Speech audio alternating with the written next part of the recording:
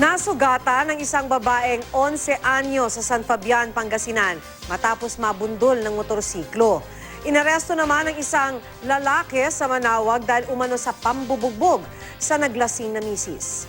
Yan at iba pang balita sa Pangasinan sa report ni Michael Sison ng GMA Dagupan. Naglahong parang bula ang mga alahas na inipon ng negosyanteng si Marong ng barangay Nalsyan, Bacayao, Kalasyaw, Pangasinan. Nilooban ng mga hindi pa nakikilalang kawatan ng kanyang bahay. Padala pa raw ng mga lahas na ito ng kanyang asawa at anak na nasa Amerika. Pagpasok niya, yung bolt na hinahanap niya. Sabi niya, Papa, yung bolt dito nawala. Sabi niya, yun, lumabas ko dito kagad. Wasak na mga gamit dito. Mahigit 600,000 piso ang halaga ng mga nakuhang alahas.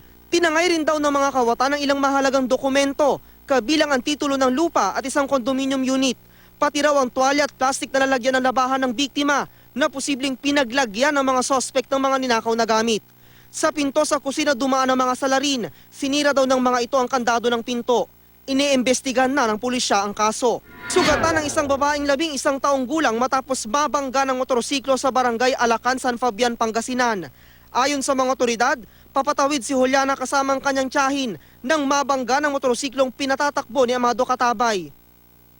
Dinala agad sa ospital ang bata at ang rider. Bigla daw na nag-cross doon sa highway. Siguro, sa bilis din nung driver, siguro baka alanganin na rin yung preno niya. So, medyo nabangga niya yung bata. Sa bayan ng Manawag, kulungan ng bagsak ng 34 anyos na lalaki matapos umano nitong bugbugin ang kanyang kinakasama. Kwento ng biktima, bigla raw siyang sinampal at binugbog ng sospek.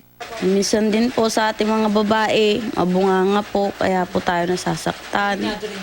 Opo, ma'am. Nagugat daw ang pananakit ng sospek nang maglasing umano ang kanyang kinakasama. Ilang beses na raw nitong pinagsabihan ng sospek na huwag uminom. Ilang pong pinagbabawal ko sa kanya. Ha? Ilang pong pinagbabawal ko sa kanya. Anong pinagbabawal mo? Sige nga po na ayaw ko siyang uminom. Oo. Lagi bang umiinom yung misis mo? Hindi naman po. Katuwaan lang daw po yun. Hindi naman kaya-aya at saka hindi magandang tignan kung umiinom tayo. Inamin ko rin po na kasalanan ko po yun. Naisampa na ng mga otoridad ang kasong paglabag sa RA 9262 laban sa sospek. Michael Sison, nagbabalita, Pilipinas.